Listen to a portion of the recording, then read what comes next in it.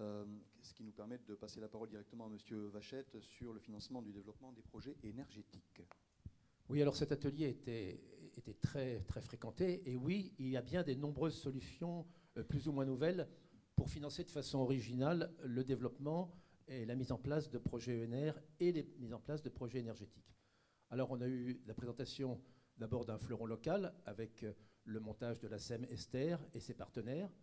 Ensuite, les fermes de Figeac et l'originalité d'une coopérative agricole qui va loin dans les métiers de l'énergie et qui est innovante.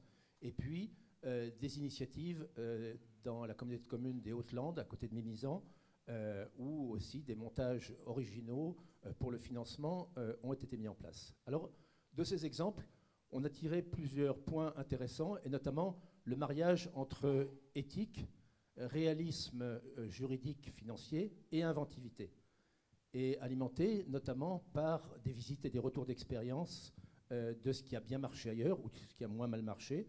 Et il y a des gens comme le Pays du Menet, par exemple, qui assez systématiquement alimentent leur créativité en allant faire des visites. Et à l'issue de chacune des visites, eh bien, très souvent, on a une relance de dynamique des projets, notamment en matière de financement.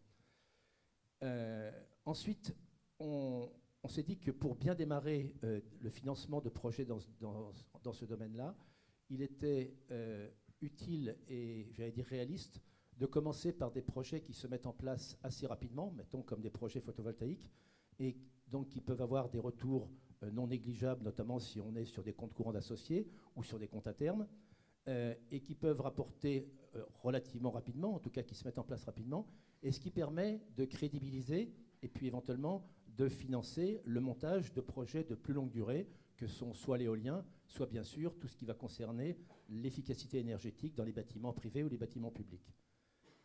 Ensuite, après des débats qui ont été quelquefois contradictoires, on s'est dit que c'était quand même important de laisser porter le risque de toute la phase de développement par des professionnels, ceux qui le maîtrisent, mais par des professionnels dont on prend la garantie de savoir qu'ils ont des valeurs. La société Valorem, qui est porteur de ce type de valeurs, nous a apporté par exemple des exemples non négligeables de partenariat. Et une des idées qui est sortie et tout à fait intéressante, c'est le fait par exemple de laisser un professionnel démarrer un projet en développement, mais par contre, dès le début, et notamment quand la collectivité locale a le pouvoir, c'est-à-dire au moment des autorisations, la mise en place de packs unilatérales de cession de parts au bout de 2 années d'exploitation, par exemple, à un prix fixé d'avance pour que la collectivité puisse, sans obligation et sans déboursement, acheter des parts de cette future société d'exploitation. Et elle peut le faire, si elle n'a pas beaucoup de moyens, ce qui est quand même le cas de beaucoup de collectivités, elle peut le faire en ayant capitalisé et mis de côté le produit à la fois des taxes, des redevances ou des locations, et ensuite pouvant placer ces sommes-là en prise d'action dans la nouvelle société dans le cadre de ce pacte unilatéral de cession d'activité.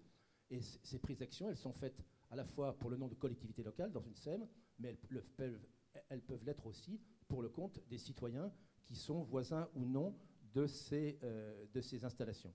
Et donc, on a là un levier qui est tout à fait intéressant et qui permet, j'allais dire, une entrée dans le capital et dans les retombées positives, sans trop de prise de risque.